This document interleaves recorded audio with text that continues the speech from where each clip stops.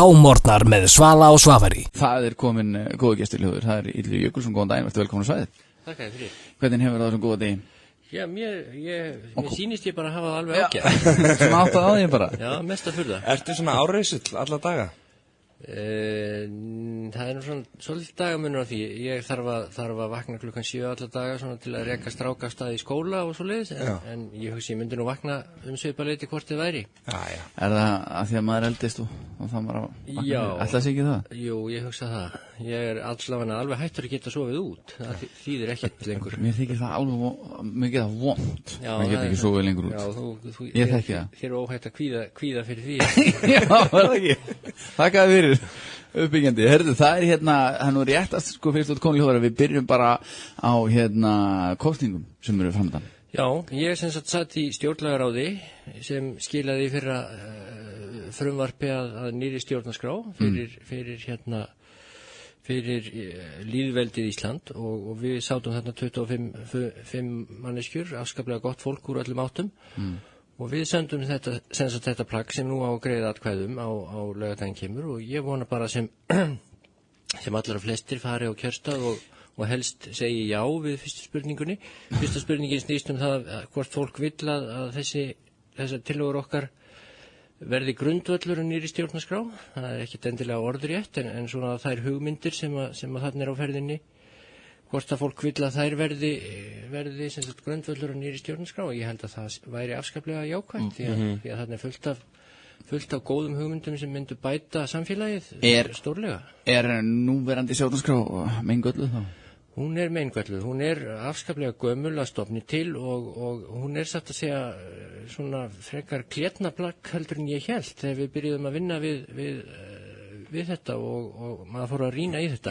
Það eru sko risastórar hólur í henni. Eins og eitthvað sérstætt sem var svona þið kannski fannst stinga mest í stund? Já, það voru kannski fyrst og fremst ákvæði sem að einhvern veginn gæta borgaranna andspæni stjórnvöldum við og ákvæði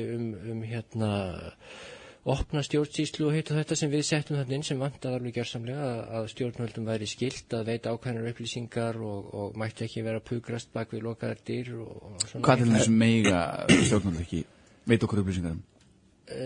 Stjórnvöld, sko það nú reynd að búið að setja upplýsingarlög sem voru til bóta en samt sem áður sko það stjórnvöldum allt og mikið í sjálfsvald sett hvað eru veittar upplýsingar um. Samkvæmt þessari nýju stjórnarskrá þá er stjórnvöldum beinlínis skylt að veita allar upplýsingar og láta þær liggja frammi.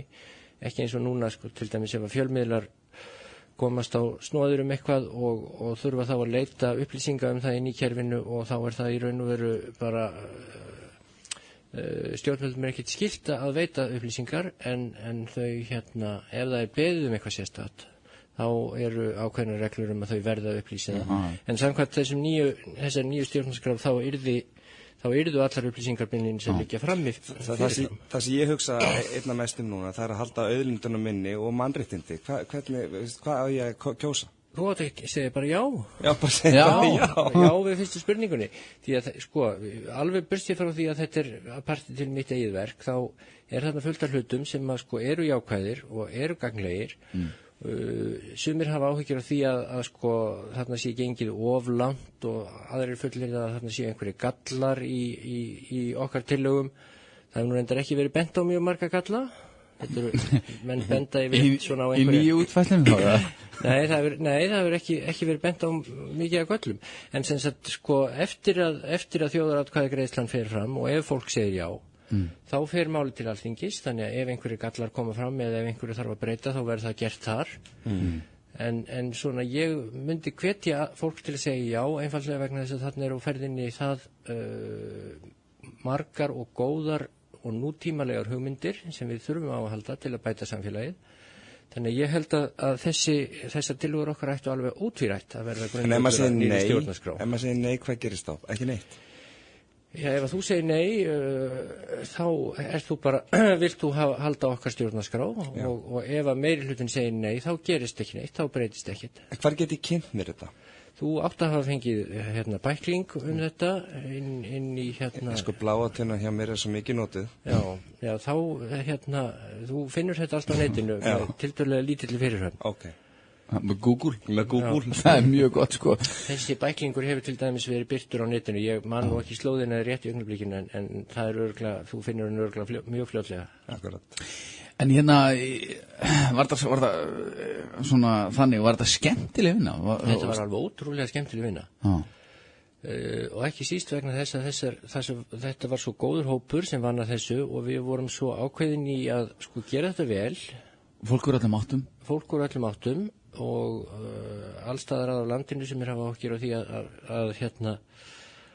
að samkvæmt nýju tillögunum verði hlutur landsbyggðar einhvern veginn skertur en það hefur nú aldrei tekist að sýna fram á það með samferðandi hætti en þetta var alveg ótrúlega skemmtilegt að því við vorum svo ákveðin í að gera þetta vel og gera þetta þannig að svo ég tæki nú hátíðlega til orða svona til góða fyrir land og þjóð og við vorum líka svo ákveðin í að vinna ekki eins og með djúpri virðingu alþingismenn gera það sem allir skiptast fyrirfram í einhverja flokka og skríða hún í skotgrafir og rífast þaðan. Við vorum ákveðin í því að vinna þetta saman og vinna þetta vel og það tókst. En myndið þú vilja vera alþingismaður?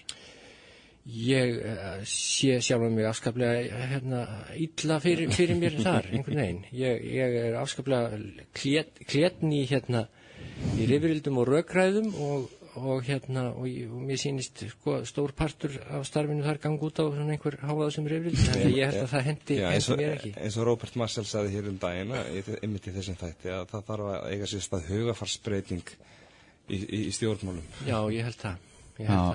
Því miður, ég held satt að segja hún myndi verða við hrunið, þá myndi sko vera tekin upp önnur og betri vinnubrögð á þingi. Það hefur því miður ekki tekist en við vonum enn og nýja stjórnarskráin mun reyndar geta lagt sitt af mörkum til eða nýju stjórnarskrátillögurnar mun geta lagt sitt af mörkum til þess. Þannig að sko við höfum það alveg á hreinu að hér er vonast til þess að veri hakað við já í fyrstu spurningu. Mér finnst það bara svona þó ég segi sjálfur frá ég held að það væri miklu affara sælla. Frekar en að segja nei og að standa þá bara á núllpunkti og þá geti það tekið önnur 60 ára að fá nýja og betrum bætta stjórnarskrá. Við ætlum að spjalla þess meira við Ylva eftir skammastundu og aðeins að ræða meira við bara bara hans sko ótrúlega áhuga á sögunni og bara allt sem að svona viðkjömbur ekkert endilega ekkert Íslandi heldur bara almennt sögu. Svo kom það eitthvað stað fram að hann hlaupagarpur. Ég var það svona ég hef hlaupið hálf marathon nokkur sinnum en svo hefur svona heilsan ekki leyft það undanfarin ár þannig að ég er hann alltaf þungur og hleyp nú ekki mikið í augnablikinu en það er stefnan að koma sér aftur í form og koma sér í gang. Við getum verið þetta. Eftir stutta stund smá Valdimar fyrst. K-morgnar með Svala og Svavari.